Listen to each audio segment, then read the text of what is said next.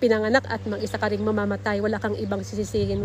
Responsibility mo. Kailangan mo maging aware at maging responsible. Walang ibang yung sasabi nila na second coming. Walang babalik na Jesus Christ na individual para sabihin na second coming. Walang ganun. Kumbaga, lahat yan mga metaphor na yan. Kasi ang tinatawag naman nila na Jesus Christ, yung si Christ talaga, nasasabi lang na He is the Son. It is not the Son na S-O-N. He is the Son, S-U-N. Kaya lang naging Son kasi nga dahil sa mga mahabang history ng mga translation, so nagkaroon ng wrong spelling.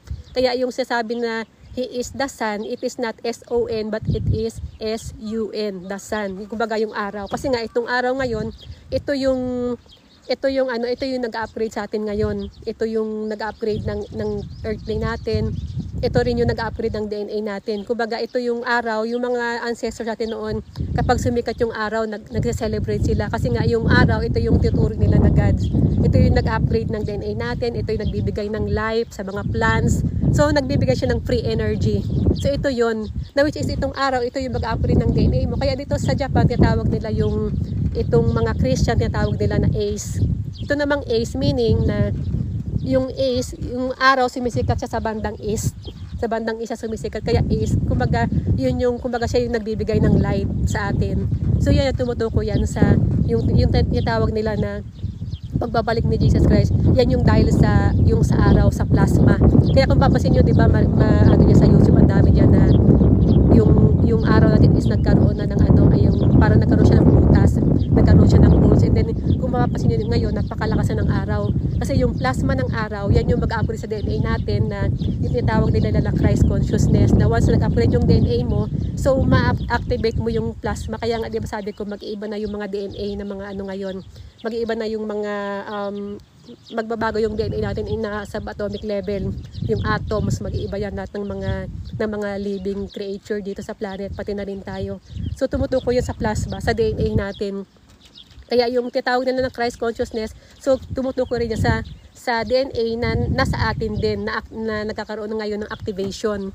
So yung Christ consciousness na yan is pag sinabi mo kasing Christ, Jesus Christ, so tumutukoy sa mga ascended master like sina Buddha, sina Guan Yin, yun yung mga tatawag na mga ascended master. Sila yung si Mama Mary, si Moises, yan yung mga ascended master. Sila yung parte sila ng metric system na during upgrade, sila yung pipili sa'yo para magkaroon ka rin ng ma-upgrade yung DNA mo, magkaroon ka ng awakening. Pero part pa rin sila ng metric system. Kaya yung sinasabi ko dyan, yung dati nasasabi ko na pwede nyo pang malampasan si Jesus Christ. Kasi nga tayo, kapag once na-activate mo yung Christ consciousness sa'yo, at nag-upgrade ka, ma-awaken ka. So, ibig sabihin, yung meron ka ring ascended master na part ng sarili mo.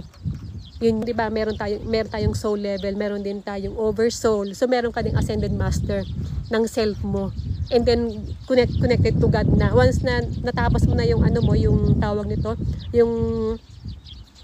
yung ascended master na level ng self mo. So, doon ka na connected ka na doon sa mismong source, sa God, sa pure God, sa divine source, sa oneness. So, yun yung kumbaga may part ng there are level of this ship. May level ng pag-upgrade at ng ship na ito. So kaya yung iba na nagbe-base doon sa mga yung si Christ yung Messiah, si Christ yung Savior, dahil nga doon yung level ng awareness nila. Although wala namang masama doon kasi nga doon yung level ng awareness nila kung paano sila na program. So yun nga, yung mga ascended master, so sila yung para silang isang galactic federation na kapag dumating ka sa level na yan, so pwede kang makakonect sa kanila.